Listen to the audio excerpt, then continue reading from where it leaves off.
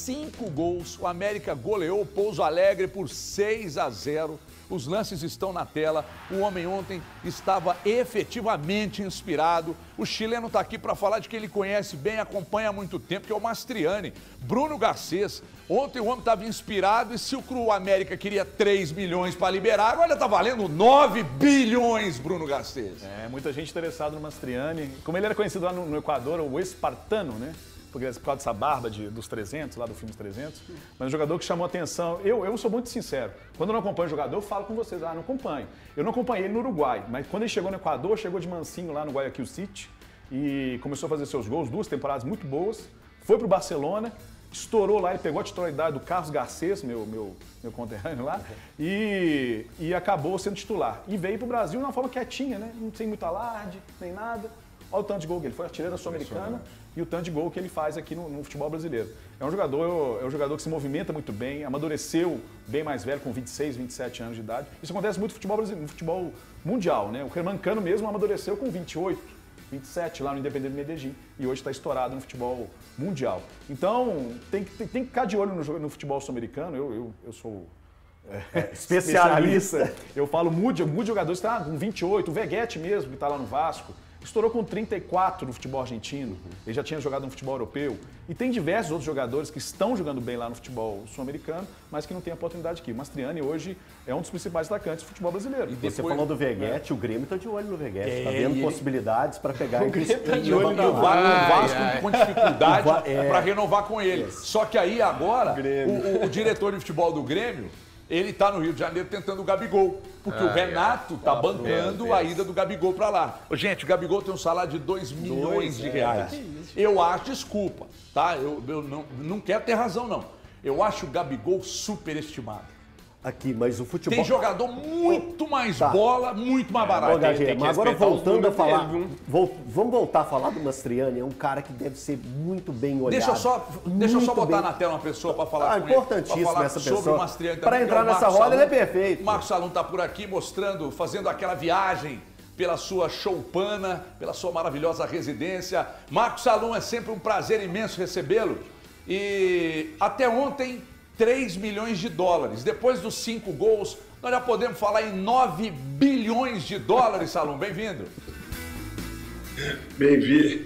Obrigado. Um abraço. Vamos falar com vocês. Peço desculpa pelo improviso, porque eu estou acabando uma obra aqui em casa, então encaixei aqui na Toca do Coelho, que é meu espaço aqui em casa, e aí eu estou de celular. Mas peço desculpa que eu não gosto de fazer isso, não. Tranquilo, Salum. A gente está muito feliz com a atuação do Mastriani hoje. Ô, Salum, fica tranquilo que a gente está te acompanhando aqui e está tudo tranquilo. Está tremendo um pouquinho, mas a gente vai acompanhando aqui e tal, está tudo certo. Ô, Salum, me diz uma coisa. O Atlético Paranaense apresentou proposta, 1.440, o Vélez mandou um e-mail e você não libera por menos de 3. De ontem para hoje pintou coisa nova pelo Mastriani, Salum? Os números, você sabe que eu não falo número, né? E vocês vão pesquisando aí na mídia, vão falando. O número é um número entre 2 e 3 que foi conversado. Eu tenho uma relação muito boa com o Atlético Paranaense.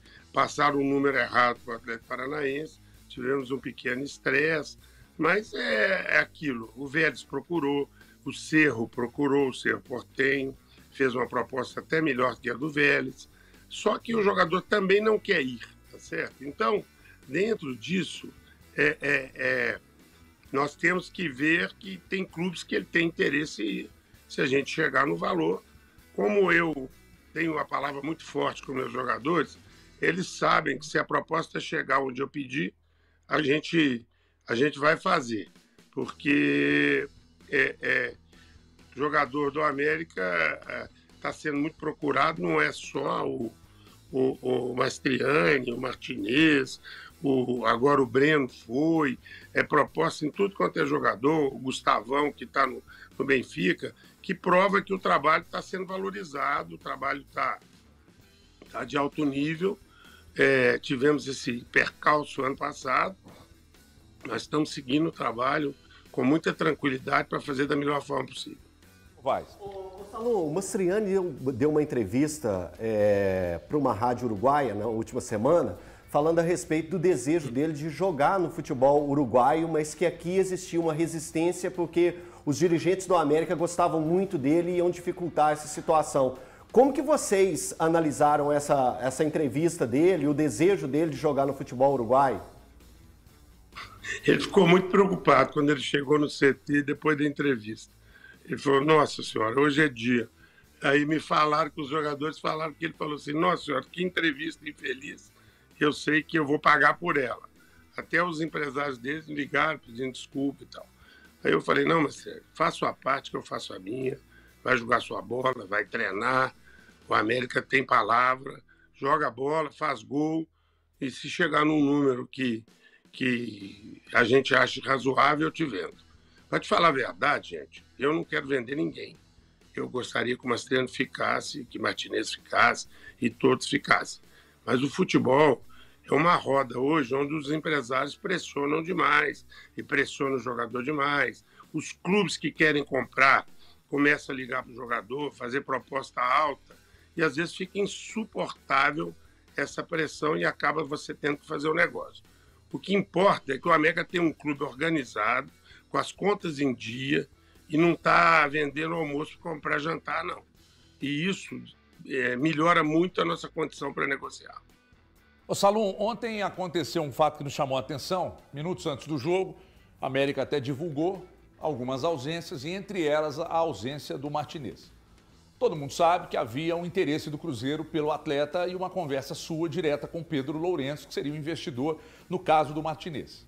A pergunta que eu faço, ainda há possibilidade do Cruzeiro chegar exatamente onde o América quer e levar o Martinez, e por isso, porque se ele joga por um clube, ele não pode jogar por outro no campeonato estadual. Isso pode acontecer. E uma outra pergunta. Veja bem, a primeira do Martinez com o Cruzeiro. A segunda, o Mastriani, por acaso, alguma sondagem do próprio Cruzeiro e do Grêmio, Salum? Não tem nenhuma sondagem no Mastriani. São os clubes que eu falei, Vélez, Cerro e o Atlético Paranaense. Eu quero deixar bem claro que a minha relação com o Atlético, ela não fica arranhada por qualquer negociação, que ela vai mais de 30 anos de amizade minha com o Petralha. Então, nós somos dois muros duros de bater, então quando os muros batem, ainda costuma cair uns tijolos, mas a gente se entende bem, tá certo? Então, a relação com o Atlético é a melhor possível. Se ele chegar no número, eu prefiro até fazer com o Atlético, porque eu gostaria de que a parceria continuasse. Com relação ao Mastriani, é só isso. Em relação ao Martinez, houve uma proposta informal também, sem papel nem nada, ao longo do dia, que foi negada, né? Isso aí tem que deixar bem claro, e o jogador se colocou dizendo que não estava bem, tanto é que hoje foi feito exame de sangue nele de manhã, ele se sentindo mal, com dores, e até onde me cabe, eu tenho que acreditar no jogador. Então, hoje ele não teve bem no CT, o nosso médico fez um hemograma, estamos esperando as respostas. Pode ser que ele esteja que nem eu, né? Nessa crise da dengue aí, que é uma semana péssima por causa da dengue, que nós estamos com esse surto em Belo Horizonte. Então, mas proposta é o seguinte, Everton, chegou a proposta, atende, faz, não atende, não faz, tá certo? Número é número, né? Então, o Martinez tinha uma parcela que referia ao débito do Barcelona com ele, uma parcela alta. O América pagou integralmente a parcela para ele. Então, as pessoas querem comprar, querem parcelar. O América investiu recentemente uma quantia muito alta, pagando direto ao atleta a dívida que ele tinha lá. E é um valor alto, certo? É um valor alto. Então, as coisas têm que ser bem feitas. O América faz a parte dele, quer que faça. Eu acho que o atleta se tiver isso na cabeça, eles têm que saber que tem que jogar, treinar e tal. Mas no nosso entendimento, a gente tem que entender que ele estava realmente com problemas e que não pôde jogar por causa disso. Eu preciso caminhar para o final aqui, mas uma pergunta rapidinho para encerrar do dólar, ligeiro dólar, por favor. Ô, Salum, você falou aí sobre a organização do América e muito foi dito após o rebaixamento, né, que o América precisaria enxugar bastante a folha salarial, ficaria muito mais complicado o orçamento, natural que seja assim, inclusive. Você falou aí, não tem necessidade, então, de negociar atletas. O América conseguiria terminar o ano, por exemplo, com o elenco que hoje está aí, a conta fecha no fim das contas? É lógico que, se você pegar aqui, saíram do América Cavicchioli, Aguerre e Pazinato, Marcinho, Burgos, Iago Maidana e Wanderson.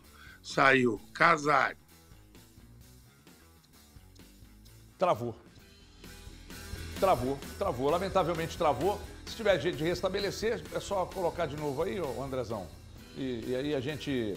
Eu vou fazer o seguinte, eu vou chamar um break rapidinho, só para restabelecer o sinal. Voltou? Não, mas eu vou para um rápido intervalo, mas é ligeirinho. E aí daqui a pouco a gente volta para fechar então com essa resposta do Salum, a pergunta do dólar aqui. Mas é rapidinho, 2 minutos e 20 só, até já.